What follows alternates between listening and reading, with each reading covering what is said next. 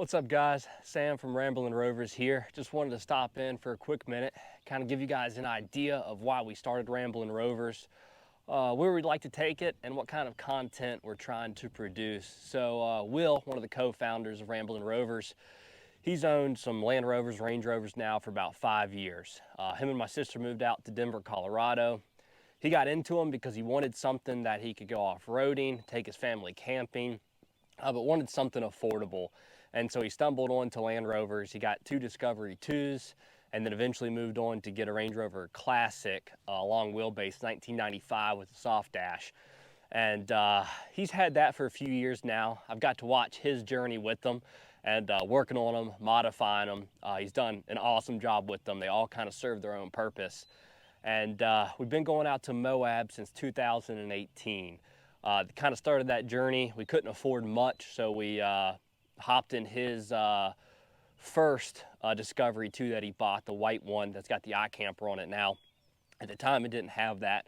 We went out there and we camped off the side of the road on some campsites that were like $5 a night right there off the Colorado River. Froze our ass off all night long. I remember it was the coldest week of my life, and we just went off-roading. I didn't have a vehicle at the time, rented a Jeep, and we just kind of explored. Had no idea what we were doing, what we were getting into, had a few trails pinned, had these huge ambitions. We saw trails that were 15, 18 miles long, thought we could do 3 or 4 of them a day. We were in for an awakening. But that kind of ignited the passion for off-roading. And so fast forward a few years later, and I really wanted to get into the off-roading realm. I grew up on a farm here in Virginia, and used to riding things with 2 wheels. Grew up racing dirt bikes, riding on the farm, some 4-wheelers, a little bit too, side-by-sides, but never really worked on vehicles growing up. And anytime I did, it was farm equipment, like the baler, the rake, the tractor, right during hay season, during the heat of things, and or my daily vehicle. And it was always just high stress, so I never really enjoyed working on anything because we needed to get the equipment back out in the field, or it was Sunday night, had my car torn apart and I needed it to get to work on Monday. And so I never really enjoyed working on vehicles, although I wanted to get into it. And I really wanted to get some vehicles that I could off-road with, take hunting, fishing, take my son camping, and do some off-roading, but also wasn't a high level of stress of it being my daily.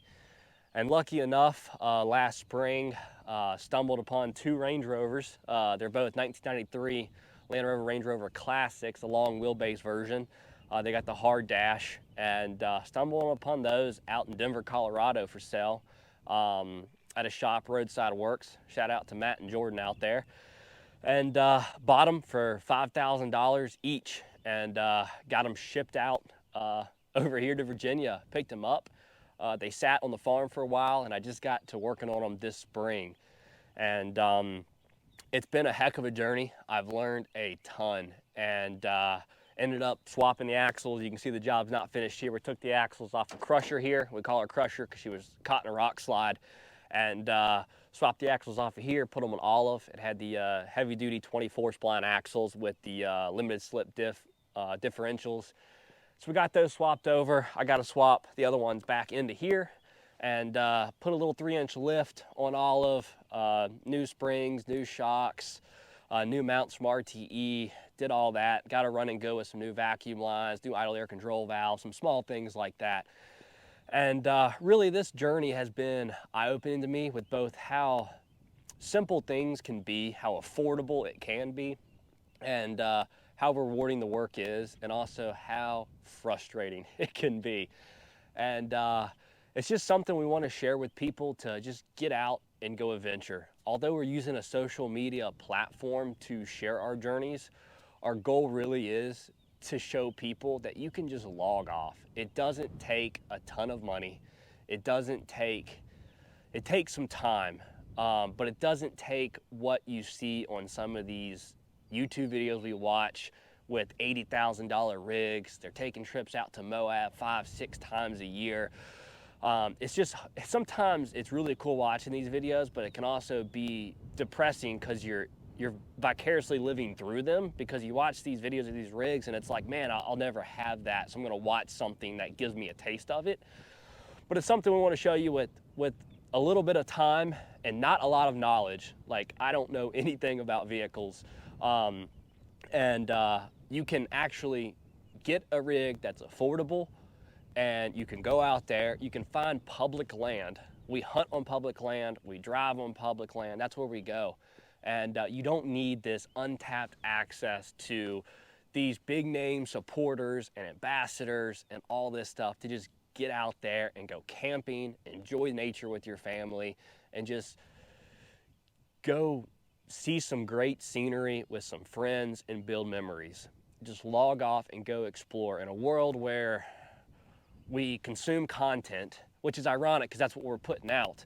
But I've been there scrolling on social media, consuming this content, and it's like, man, why am I watching all this when I can get out and do it? And we want to kind of show you guys the process of what we do, how we're building these rigs, what parts we're putting in them, and the money we're spending, where it's going. We're not sponsored by anybody. Everything is bought with money I've earned through our jobs, money that Will's earned through his job. We don't do this for a living.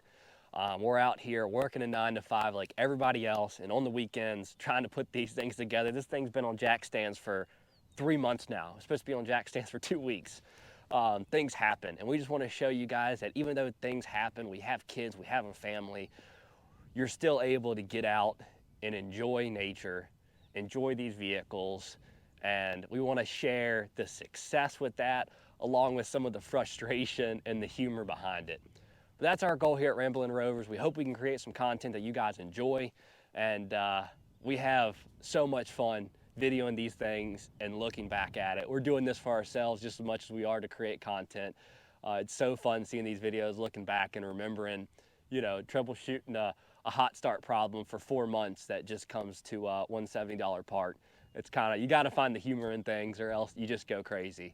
But just wanted to touch in base, give you guys kind of a little introduction to who we are, what we're trying to do, and we're excited to create some content for you guys. See ya.